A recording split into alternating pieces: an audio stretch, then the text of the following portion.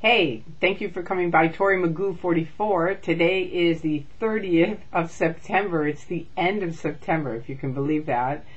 And tomorrow is the beginning of October, one of my very favorite months.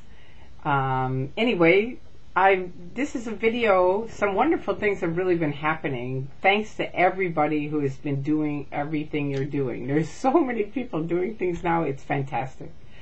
I started thinking about it. Excuse me. Tony Ortega came out with the top 25 people who've been crippling Scientology, and then they also let us vote on who we thought would be the top 25. And it was interesting. L. Ron Hubbard was Tony for the Village Voice had L. Ron Hubbard as number one, and the people voted David Miscavige as number one. Anonymous is two. Which I know Anonymous feels like they should be one, and they in many ways should, because certainly they have done more damage. They have, because of what they've done, more people have started speaking out, and because of that there's just been incredible outflow of people leaving the Church of Scientology. So I can't thank all of you enough. I know some people who love L. Ron Hubbard were upset by that, but frankly we wouldn't know each other, none of us would, if it wasn't for L. Ron Hubbard. That's my view on it. Maybe Tony wrote it wrong. I haven't even had time to read it, honestly. There's been so many great things happening. But I know that, we wouldn't be speaking without L. Ron Hubbard, so he certainly should be number one. And David Miscavige has definitely crippled the Church of Scientology. Anonymous has done some kick-ass stuff. All the ex-Scientologists, all the critics. I was thinking about it. ARS, Alt Religion Scientology, many people don't even know about that. But that started in the 90s and was a tremendous blow to the Church of Scientology. And really, without what the Office of Special Affairs did, trying to basically cancel the alt-religion Scientology, which got people around the world saying, not on our watch, you don't own the internet, Scientology. And of course, Scientology is still pounding away, we're the greatest. But I'm going to tell you a few great stories. One, a young man called me who was leaving the Sea Org. He was outside of the Flag Land Base, which is in Florida, and I could hear he was shaking on the phone. He was very scared. And he said, I've got to go back in. And I said, okay, number one, no, you don't have to go back in. And if you're listening to me and you're out, you don't have to go back in. First of all, probably the things you have in there aren't that great anyway. Secondly, they'll snag you and you'll never get out.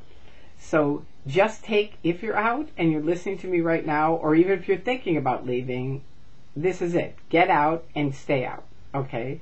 So the kid that was out in Florida, I said, do you have any family? Do you have any friends? He didn't have anybody, right? He had nobody that he could call. It was 10:30 at night. I said, okay, how old are you? He said, I'm 21. I said, okay, I'm going to tell you what I would do, personally, if I was in your position. I'd start walking. I said, you're going to meet some people, you'll remember friends, things will come back to you, just get on the road. And he called me a few days later, he's like, I'm on my way. It was really great. Okay, so that's one. Another one was a young man, and you'll know who you are, who called me, again, wanted to get out, and was going to go back in. And I said, no, call your dad. And his dad, he hadn't talked to in 10 years. And he said, I really haven't talked to him in 10 years. I said, I don't care, call him.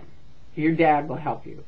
The father, boom, this was within hours, had called his friend, got the kid over to his friend's house, who was a Christian, and luckily so, happened to go to the door. The Sea Org had already zoomed over there to get the kid.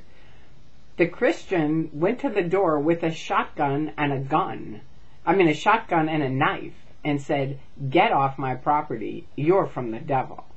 So these are the kind of things, they shot off, man. They didn't want to be up against a gun and, some guy who knew what he was talking about.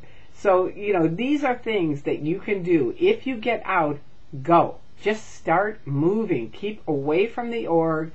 You'll start thinking of friends, family, or you'll meet someone. I've met a ton of people that have helped me who I never knew before. And just hearing I was escaping out of a cult, they started helping me in many different ways. I had some friends that were helping me already, but these guys helped as far as ideas, thoughts, different viewpoints that they had, stuff that I should do, that I should keep in mind, that were really important. One lady, I love this lady, she was really great.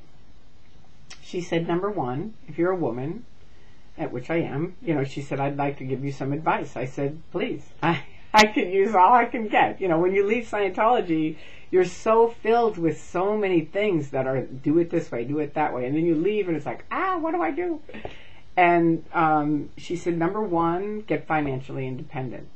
And number two, don't settle for less. Because women often do, because they get lonely, and they do. And it's probably true for men too. So those are two pieces of good advice. Another one was Stacy Brooks's cleaning lady said to me, would you like some advice? The first day I left. And I said, please, anything. And she said, well, first of all, you have to allow yourself to be. Which is true for all of us. Just let yourself be. Just calm down a little bit. And then the other thing she said that really helped me, and it'll probably help people that are on staff or even in Scientology, because Scientology is always pushing roller coastering, which means going up, going down. It's a really bad thing, and you must be PTS to some suppressive person, and this and that, and you need this and you need that. Well, her view was, you are, by the very nature of what you're going through, you are going to be going up and down and up and down. Maybe weekly, maybe hourly, maybe by the minute.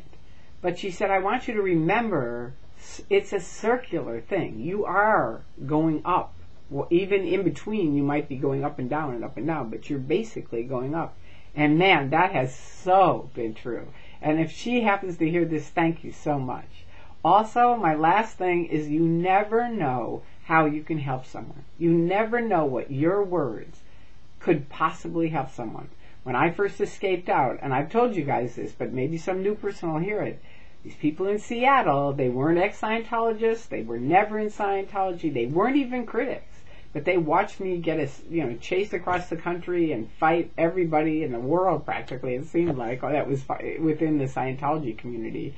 And they said, dear Magoo, we come into the office every day. We are so proud of you. You are so courageous, and we just want you to know we're for you.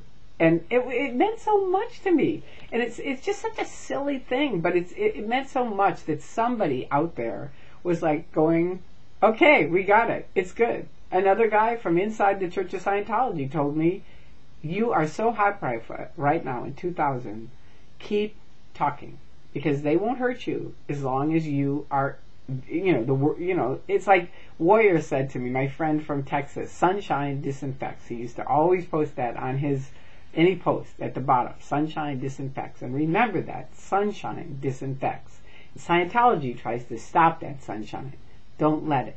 Okay, so there you go. There's some tips. I hope if you're in, you get out soon. A lot of people are. And if you can, help some people if they do get out. And remember, you never know what you might say could change someone's life forever. And I love you all. Thank you, and thank you for what you're doing. Bye-bye.